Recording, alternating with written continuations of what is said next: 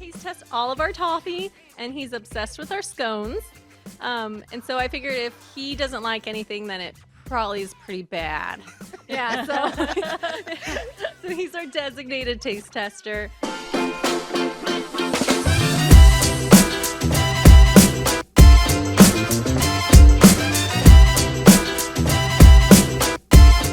This is Not a Government Podcast, is the official podcast of the City of Glendora. I think the name tells you all about our approach to adding a podcast to the list of others no doubt bookmarked on your device. Our goal is to peek behind the curtain of City Hall, so to speak, one conversation at a time. We hope that you'll discover City Hall's mission is service to the community, and actually so much more. In our first episode, we'll join the economic development team as they host business owner Ashley Augster and learn more about how this Glendora local and her family turned a passion into a new business with the help of the community. My name is Greg Morton. I'm the Public Information Officer for the City of Glendora. I hope you enjoy.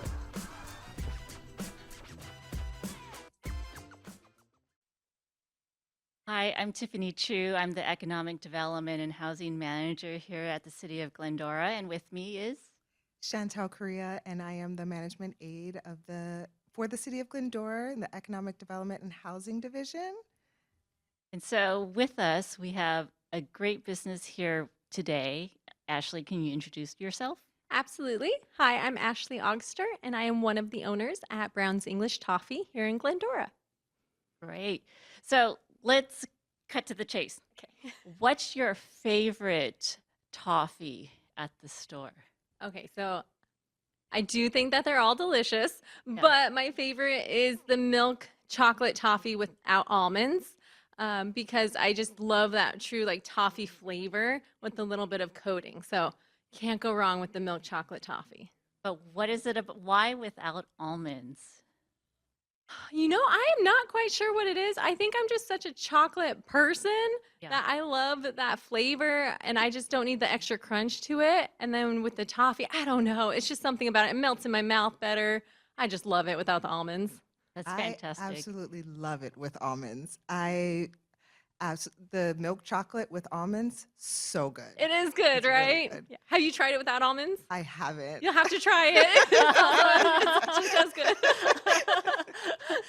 Yeah, so my favorite is actually the dark chocolate. I'm a dark chocolate type of gal, and so I can't do the milk, but something about the bitterness of the dark chocolate that really gets me a nice kind of sweet but slightly savory piece. But I'm also with Shantelle. I'm an almonds type of gal with the Yeah. nuts. So You really can't go wrong either way, honestly. that is true. You really can't go wrong anyway with Brown's English Toffee. So let's talk about the story behind the business. Talk with us about how did you start? Where did you and your sister get this idea from? Tell us everything about it. Yeah, okay. So I think it started when my sister and I were really little. We loved baking. We loved making cookies, making cakes. When we were in high school, we started taking cake decorating classes and cookie decorating classes. And so we always knew that that was a passion of ours. And we always like joked that maybe someday we can open a bakery together and, you know, have this experience. But we never thought it was a possibility. But we kept doing our classes and we would sell them to friends and family. And then a few years ago, we were attending one of the Scottish Highland Games. Our families love going to those. We have a lot of Scottish heritage in our background, and it's just such a good time. Nice. And so you met the Brown's English Toffee booth at one of these events. Tell us more about that and how did that all come into fruition? Yeah, so we were just walking around the Highland Games, and we came across the Brown's English Toffee booth. We started talking with the owners, and we are, because my sister and I were technically the 5th owners of Brown's English Toffee. So the previous owners, they had their booth there. We got to talking to them, and they were ready to retire. They were an older couple, and they've been doing this for so many years. And, you know, me and my sister, we kind of like looked at each other and we're like, oh, like opportunity. So we kept talking with them. We kept in touch, and we did decide to purchase the business from them. And so we purchased the business, and then we went up to their location, Northern California, where we studied with them. We learned their recipes because they're all very traditional recipes. So we stayed there for like 2 months with them, just learning everything and perfecting everything before we actually took over the business. And so, in your mind, when did you actually decide, like, okay, we're going to do this? We're going to do something different, start a business? It was actually very quickly after we met them. We are very spontaneous people sometimes. And so I think it was on the car ride home, we were like talking about it. And then we went over to my mom's house. And it was kind of that same day. We were like, I think we should try and do this.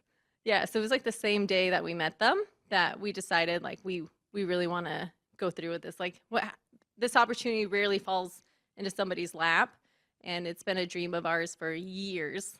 So we just had to do it. That's absolutely amazing. Mm-hmm. So after you guys learned how to make the toffee and you came back home with the recipes, what happened next? Did you guys just sell it out of your house? Yeah, so the way that we started to do it is the previous owners didn't have a shop. But when we moved it down here, we didn't know, if we were going to be able to get a location, long term how this was going to work. And so we set up over at my mom's house. We turned it kind of into our bakery. She has a good sized little house. So we blocked off a couple rooms and the kitchen. And then that was Brown's English Toffee. So we got our cottage health permit and we started baking everything and selling it at like farmers markets, Highland Games, Scottish festivals, and different events in the area. So that was fun. That's great. How long were you doing that? Let's see. So we officially purchased the business in September 2023, and we didn't open Brown's English Toffee, the storefront, until mid-July. So almost 2 years we were doing that. And would you say mom's the number one fan? Oh, absolutely. Yes. She's like our third business owner. Yeah. So mom's like a big fan of it. She learned everything with us. She's been so supportive. Our whole family is involved. It's been wonderful. Yeah. Fantastic. And so, you talked about going from this idea that that you saw at the Scottish Highlands event and then starting a business in your mom's home. Can you talk a little bit more about that in terms of, yes, there's the permitting process, but how was that set up and working out of your mom's house?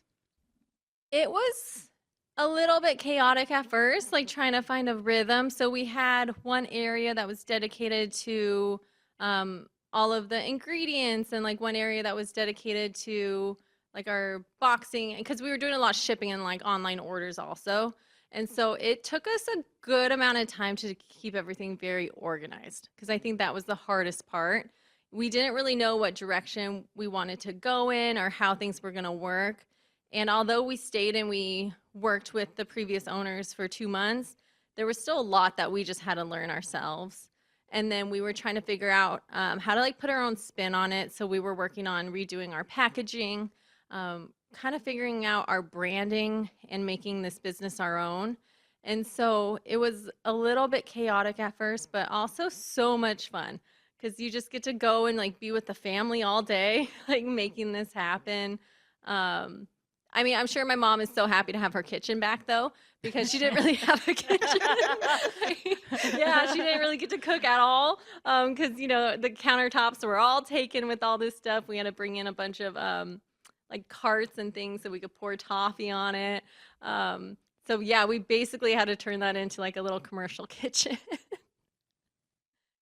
That is so awesome. I know you mentioned that before this that you have a 1-year-old son. Is he now helping you out? I know with a 1-year-old, helping you out with the process of making the toffee, getting a little messy. Yes, he is probably our number one taste tester. I will say that is, I think, his official role. He loves eating our toffee now. I mean, I know he probably shouldn't have it. He's only 1, but he does taste test all of our toffee, and he's obsessed with our scones. And so I figured if he doesn't like anything, then it probably is pretty bad. Yeah, so he's our designated taste tester. I don't let him work and like make anything that we're gonna sell or for the business. But at home and stuff, we play with flour. But yeah, otherwise, he's not really allowed in the kitchen yet. Next business owner in the making. Yeah, absolutely. I mean, he gets to grow up in a candy shop. Like, that sounds like That's my true. dream. I don't know. Yes. Yeah. Yeah, absolutely. And so you and your sister Samantha are selling at the farmers markets. You're really getting it out there. When did you feel like you're like, okay, we're doing good here. What do we do next? I think it was our long-term goal was always to have like a storefront just so we could have everything nice and like, not have to take over my mom's house. And so I think it was probably like 5-6 months into it, like we felt like we got our branding down. We started getting new packaging and feeling like pretty confident in everything. So we had started like, it was probably 6 months after we took it over that we were like, okay, like it's time to open our own storefront and expand a little bit. Yeah, so probably about 6 months. I know this is all new to you. Tell us about that process of pulling the permit or finding a location, actually getting this store up and running. Yes, it was chaotic because we have never had anything like this. Like we had no idea what we were doing. But we are so grateful for Glendora was very good about answering any of our questions since we were all new to this. I feel like the process of, the permits, like it was pretty straightforward. It's not as that confusing of, like applying for permits and everything. Location was probably our toughest thing. My sister and I were born and raised here in Glendora, and we wanted to find a location within Glendora to have our business just because it's home for us. So that was definitely the hardest part, and we are very grateful we were able to find the location that we have. So that was probably the hardest part, but it was just such a learning curve for both of us, but everyone was so great. They answered all of our questions. We were able to get through it pretty easily. Awesome. Glendora is a very special place, and we are super excited that you guys chose to stay in Glendora and really bring that to the community. So since you guys been open, how has the community responded to you guys? Oh, they've been fantastic. The community has been so supportive and so nice to us. We couldn't have asked for like better community support. We love seeing everybody come in and talk to us. And what's cool about having been born and raised here is we ended up like we know a lot of the people that come into our store, or we're somehow connected to them in some way.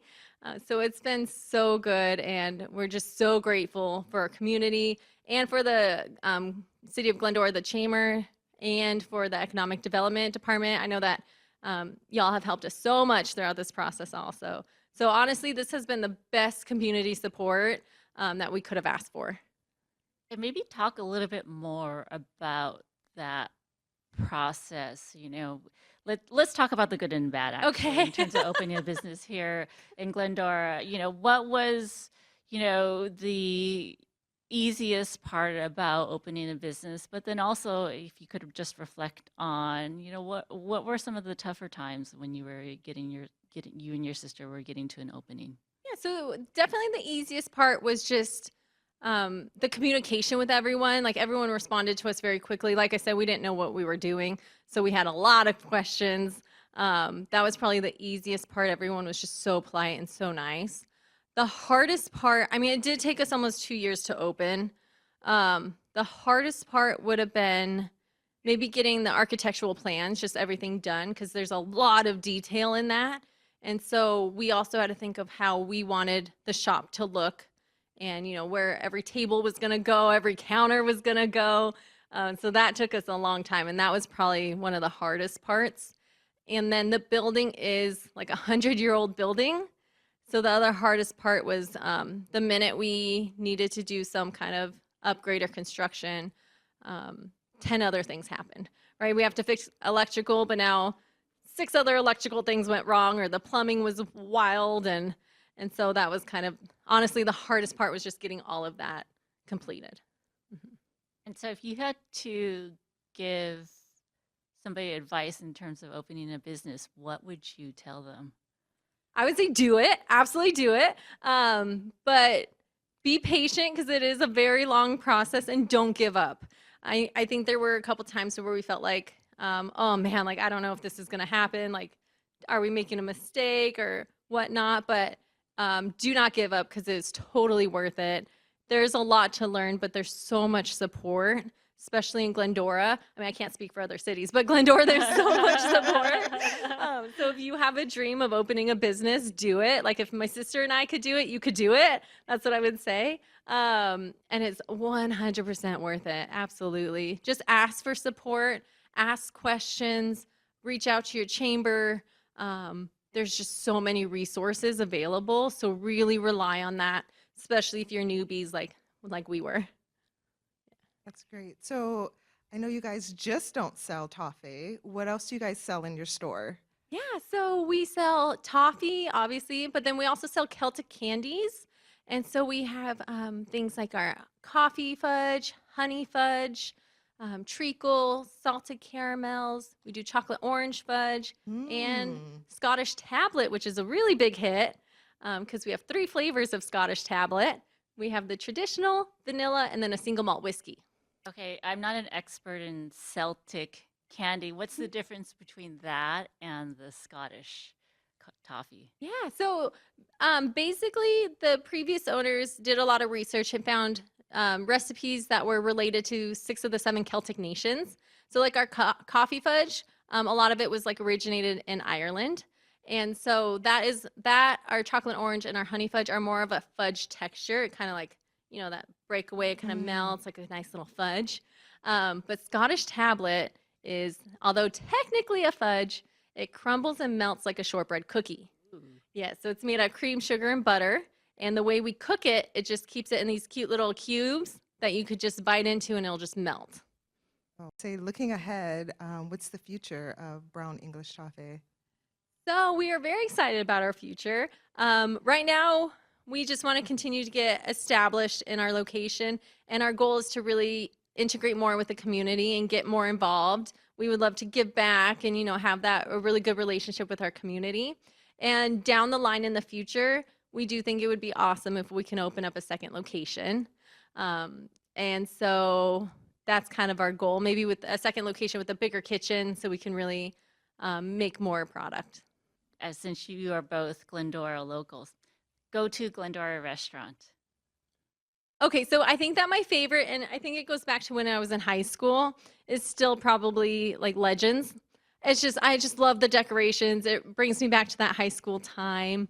But there's honestly so many wonderful restaurants in Glendora.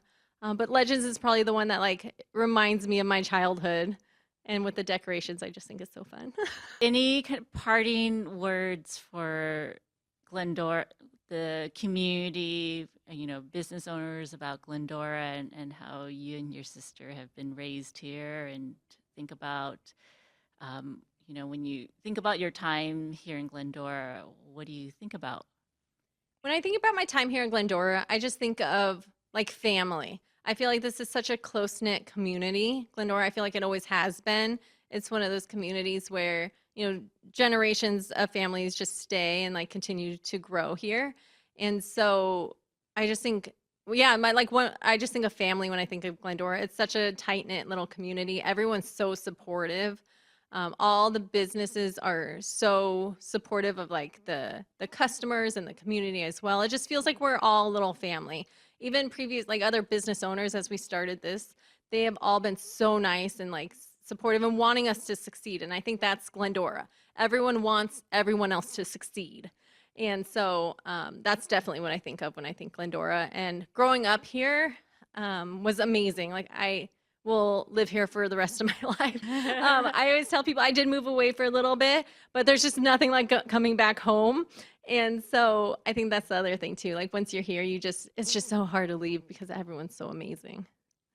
We as a community are so happy you're here to Thank give us a you. little bit of something different, in Glendora. And we appreciate you coming down. And Samantha's here too. Samantha's Yes. here in the audience. She is. So we really appreciate both of you guys coming down, spending your Monday afternoon with us, and just kind of talking about Glendora and your business. Yeah, thank you so much. And you both have been so supportive as well. And we really appreciate you and everyone. Honestly, we couldn't have done it without the community support. And we're just very, very grateful for everyone.